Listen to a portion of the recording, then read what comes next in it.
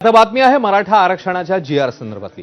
मराठा आरक्षणाच्या जी-आर वरून आता मराठा आणि ओबीसी नेत्यांमध्ये हे जुंपलेली बघायला मिळते। याचं कारण आता छगन भुजबळांचं एक वक्तव्य आणि त्याआधी मनोज जरांगे असं म्हणतात की हा जी-आर जर बदलला तर आपण नेत्यांना रस्त्यावर फिरू देणार नाही।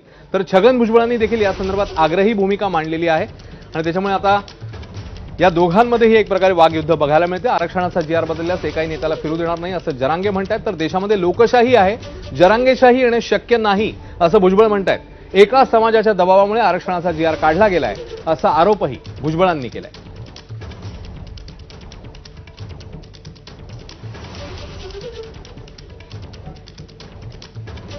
आपल्या जी-आरला शब्द सुद्धा बदलायचा नाही। सरकारला सांगतो धक्का सुद्धा लागला नाही पाहिजे। नसता महाराष्ट्रात नाही एके बी नेत्याला फिरवून नाही देणार।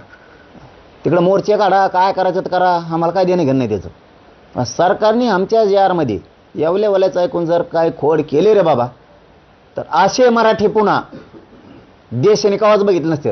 या देशामध्ये लोकशाही आहे, या देशामध्ये जरांगेशाही अजून यायची आहे, ती अजिबात येणं शक्य नाही।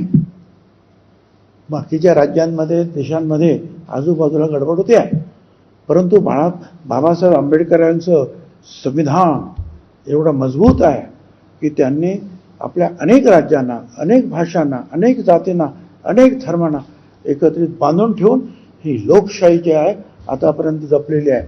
त्यामुळे जरांगीशाही येण्याची सुद्धा मात्र शक्यता नाही। जोपर्यंत निकाल लागत नाही आम्ही केलेल्या याचिकेचा, तोपर्यंत 16% आरक्षणात ज्या ज्या जाती आहेत त्यांना लाभ घेता आला नाही पाहिजे।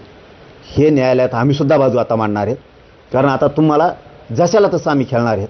तुम्ही आमचा हैदराबादच्या गॅजेटच्या नोंदीच्या आधारावर जी-आर काढला आहे, त्या जी-आरमध्ये फेरफार करण्यासाठी, बदल करायसाठी तुम्ही जर मान्य न्यायालयात जाणार असलात आणि जर आमच्याच जी-आरला जर काही होतंय तर तुमच्या 94च्या जी-आरला आणि 50%च्या वरच्या 2% आरक्षणाला सुद्धा होतंय, हे लक्षात ठेवा। आणि आम्ही ती तयारी आता 100% करायलो। आणि तत्कालीन जी परिस्थिती पाहता घाईघाईत एका समाजाच्या दबावाखाली मंत्रिमंडळासमोर न ठेवता, हरकती व सूचना न मागवता, शिवाय इतर मागासवर्गीय समाजाच्या विरोधाकडे दुर्लक्ष करून हा शासन निर्णय